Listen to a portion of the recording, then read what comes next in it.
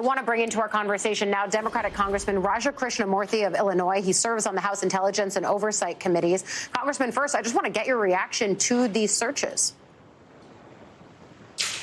Well, look, we always have to enforce the laws with regard to safeguarding classified information. That being said, this looks highly like political retribution to me. I mean, you look at Kash Patel's cryptic tweet before the raid, you look at Pam Bondi's tweet, and then J.D. Vance's tweets. It looks like they're trying to weaponize the FBI into the Federal Bureau of Inquisition here against their political enemy. And let's just be very clear. They're obviously trying to silence John Bolton, but they're also trying to send a message to other critics that the FBI could come to a home near you if you also criticize the Trump administration. The last thing I would just say is I think this is a big distraction from what's really happening today in Congress, which is we're about to get the first production of the Epstein files. They don't want to talk about that. They want to try to change the conversation every single day away from that. And so, unfortunately, John Bolton is the victim of that particular strategy today. I'm so glad that you bring up the work that the Oversight Committee is doing and the documents that they are supposed to get today regarding the Jeffrey Epstein files. They're coming in batches, and I think it's really important that we highlight the fact that this raid is happening on the same day that those files are going to begin being produced. Can you talk a little bit more about the confluence of events, the confluence of deadlines that we're seeing these things happen together in? I don't think it's a coincidence. I think that they chose this day because they knew that they have to turn over this first batch of documents to the Oversight Committee. I'm checking in with my staff on a pretty regular hourly basis at this point to find out when they're going to be with us. And as soon as they come in, I'm hopeful that these can also be shown to the public. That being said, I don't know the full timeline. I think they're going to partially produce documents today and then do a rolling production of documents.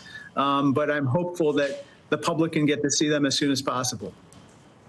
This all comes, meanwhile, as a source also says that this is regarding classified information and how those classified materials were handled on the part of Bolton. That's the crux of what could spur this investigation here. You're on the Oversight Committee. You've been a staunch critic of President Trump's own handling of classified information since the Mar-a-Lago search in 2022. What do you make of the irony here? I think it's rich. I think that, look, we saw a mountain of classified documents in the bathrooms of Mar-a-Lago. And, now we have a president accusing others of mishandling classified information. I think that basically at this point, we should expect that this president is going to, A, try to change the channel every day, that the Epstein issue is before us, and B, he is unfortunately going to use the FBI and law enforcement in ways that we haven't seen before. And it's very sad because at the end of the day, the FBI does have a lot of good men and women who work there who are supposed to be focused on going after the bad guys and protecting the homeland. And unfortunately, I'm concerned that perhaps their focus has shifted, and as a consequence, we're less safe because of that. We have heard that concern about a shift in focus within the FBI be something that former members and former officials have voiced as well. Congressman, before I let you go, I want to double back to the oversight investigation very briefly. We know that Bill Barr, the former Trump Attorney General, did a deposition behind closed doors with the committee. Do you expect any more depositions while Congress is in this recess period over the course of the next 2 weeks? Unclear. I'm hopeful that we're actually going to be able to depose maybe figures who are more central to the Epstein situation. I think Bill Barr, that deposition didn't really reveal a lot.